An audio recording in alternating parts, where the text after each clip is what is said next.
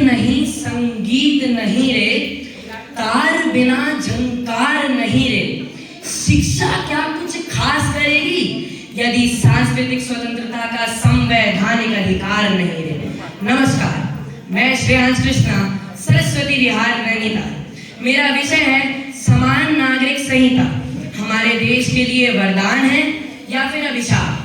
तो मैं कहना चाहूंगा कि समान नागरिक संहिता हमारे देश के लिए अभिशाप है और नीर छीर विवेकी आदरणीय निर्णायक वृंद से मेरा अनुरोध है, यदि मुझसे कुछ त्रुटियां हो जाएं तो मुझे क्षमा करने की कृपा प्रदान करें। महोदय, सबसे पहले तो मैं यह बताना चाहूंगा कि समान नागरिक संहिता यानी यूसीसी आखिर किस चिड़िया का नाम है। यूसीसी हमारे देश के सभी पंथों, मतों, मतांतरों, जातियों, उपजातियों, क्षेत्रों और उप क्षेत्रों की हजारों सालों से चली आ रही परंपराओं को नष्ट करने का एक हथियार है महोदय, हथियार है। और हमें ऐसे हथियार की जरूरत बिल्कुल नहीं है। इसलिए मैं कहना चाहूंगा कि यूसीसी हमारे देश के लिए एक अभिशाप है। महोदय, इसी संदर्भ में मैं आपको इंग्लैंड के एकीकरण का एक प्रसंग सुनाना चाहता हूं, जो वास्तव में अपने आप में अजीबोगरीब है। एकीकरण से पूर्व इंग्लैंड में वेल्स, स्कॉटिश, आयरिश और इंग्लिश, यह चार अद्भुत विरासतों वाली इथेनिक जातियों का समूह रहता था।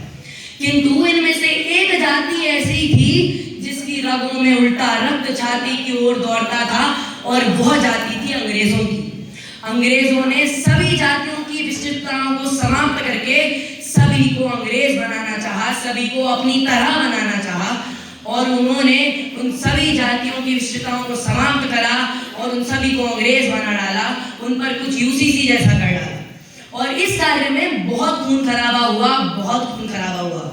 और हमारे काबिल दोस्त यूसीसी के हथियार का प्रयोग करके हमारे देश में समानता लाने के लिए इसी प्रकार का उपद्रव लाना चाहते हैं।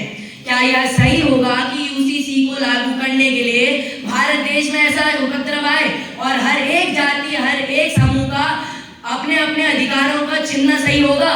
क्या उनकी विशेषताओं का समाप्त होना सही होगा? इसलिए मैं पुनः दोहराना चाहूंगा कि यूसीसी हमारे देश के लिए अभिशाप है। और तो और महोदय, अनुच्छेद 25 से 28 के बीच भारतीय संविधान हर एक भारतीय नागरिक को धार्मिक और सांस्कृतिक स्वतंत्रता का मौलिक अधिकार प्रदान करता है। और यदि यूसीसी को लागू किया गया तो यह अधिकार तो खुद ब खुद छिन जाएगा। अर्थात यूसीसी तो हमारे संविधान का भी उल्लंघन कर रहा है। यह तो ठीक उस प्रकार हुआ जैसे किसी भूखे आदमी के सामने खाने की थाली लाओ और फिर उसे खुद ब खुद छीन भी लो, वह भी संविधान की अनुमति से। आखिर इस बात को तो कोई नासमझ आदमी ही सही ठहराएगा महोदय।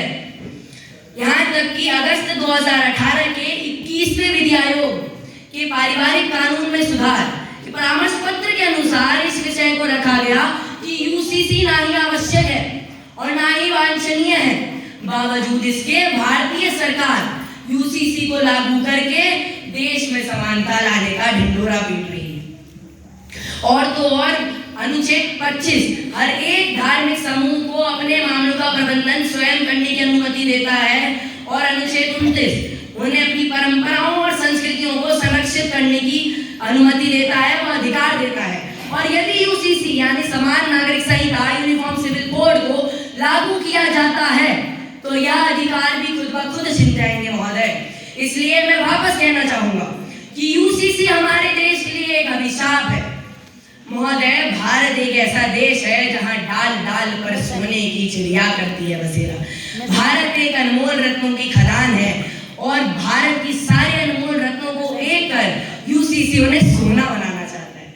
आखिर यह कैसे संभव है कि यूसीसी हमारे देश के विविध क्षेत्रों में बसी विविध संस्कृतियों को एक समान कर दे? अर्थात यूसीसी तो चाहता है कि भारत की सारी सोने की चिड़िया एक डाली पर आकर निवास करे। इस प्रकार तो यूसीसी हमारे धार्मिक स्वतंत्रता का उल्लंघन कर रहा है और वह हमारी सांस्कृतिक विविधता के लिए भी खतरा है। इसलिए मैं पुनः दोहराना चाहूंगा कि यूसीसी हमारे देश के लिए अभिशाप है महोदय। इसी प्रकार यदि जंगली जाति, वनवासी और आदिवासी जातियों के साथ भी यूसीसी यानी यूनिफॉर्म सिविल कोड को लागू किया जाता है तो उनके सारे अधिकार जैसे उनके प्राकृतिक रहन सहन, उनके परंपरागत तौर तरीके, उनके सुंदर रीति रिवाज और उनकी प्राकृतिक परंपराएं सब खुद ब खुद नष्ट हो जाएंगी, यह तो उन पर बादल फटने जैसा भयावह होगा महोदय। अर्थात यह तो उन लोगों से भी जिनको सबसे ज्यादा अधिकार मिलने चाहिए, यानी कि जंगली जाति और वनवासियों से, यूसीसी उनसे भी उनके अधिकार छीन रहा है। इसलिए मैं कहना चाहूंगा कि यूसीसी हमारे देश के लिए अभिशाप है और इसे किसी भी स्तर पर लागू करना मानवता के फूल को नष्ट करने के प्रकार होगा महोदय।